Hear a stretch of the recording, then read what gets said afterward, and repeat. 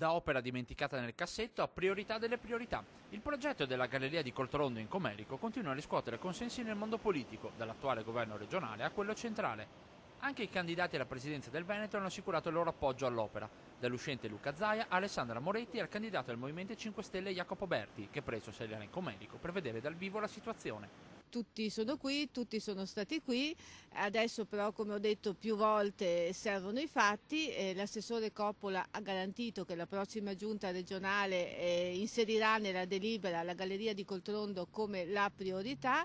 Il sottosegretario Del Basso Del Caro è stato chiarissimo, dal 3 febbraio in poi incontrerà tutti i presidenti di regione, verosimilmente il 5 febbraio nella regione Veneto, e lì i presidenti dovranno dire qual è la priorità. Da qui non si scappa, è ora di finirla con i vari rimpalli e siamo alla prova della verità. Insomma, nelle prossime 2 settimane si capirà quante delle promesse fatte potranno essere mantenute, dalla Regione, che deve indicare Coltorondo come una priorità, al Governo, che in caso di assenso regionale dovrà stanziare i fondi per l'opera.